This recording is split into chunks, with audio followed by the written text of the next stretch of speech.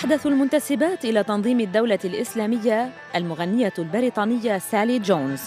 سالي وهي أم لطفلين في الأربعينيات من العمر غيرت اسمها ليصبح أم حسين أو سكينة حسين، وذلك بعدما اعتنقت الإسلام وارتدت النقاب وتبنت بعض الأفكار المتشددة عقب زواجها جنيد حسين أحد أعضاء تنظيم الدولة الإسلامية المعروف بمهاراته في القرصنة. ونشرت سالي على تويتر تغريدة قالت فيها: الحمد لله، لقد استطعت أنا وزوجي أن نصل إلى مقر خلافة داعش بعد 7 أشهر في إدلب من دون أن تنسى تهديد المسيحيين بالذبح وتعليق رقابهم على سور الرقة.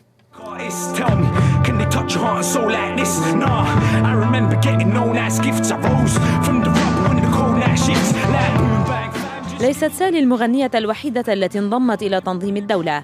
مواطنها المصري الأصل عبد الماجد عبد الباري المعروف باسمه الفني الجيني كان قد سبقها وتحول من مغني راب في لندن إلى قاطع رؤوس في صفوف التنظيم في سوريا. والشاب العشريني هو المشتبه فيه الرئيس في جريمة نحر الصحفيين الأمريكيين جيمس فولي وستيفن سوتلوف، هو الذي نشر صورا له على مواقع التواصل وهو يحمل رؤوس ضحاياه.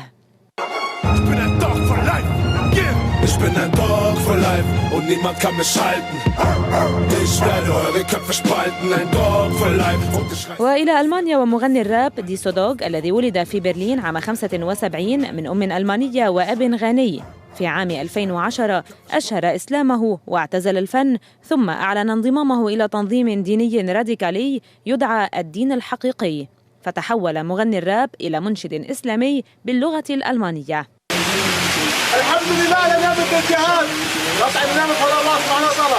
الطيبود الدائمة مش الخراسان ضرب الشمس أبو طلحة الألماني.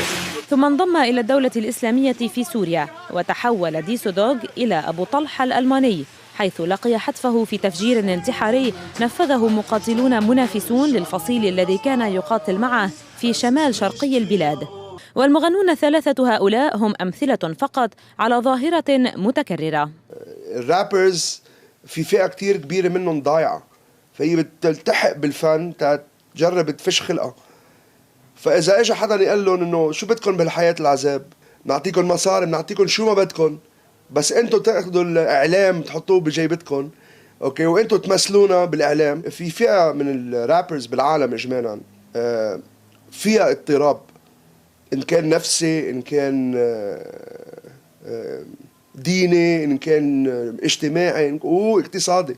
فبيقولوا لك مثلا بالراب بيقولوا لك make money, you have to make money in any means possible، يعني بأي طريقة ممكن يعملون مصاري.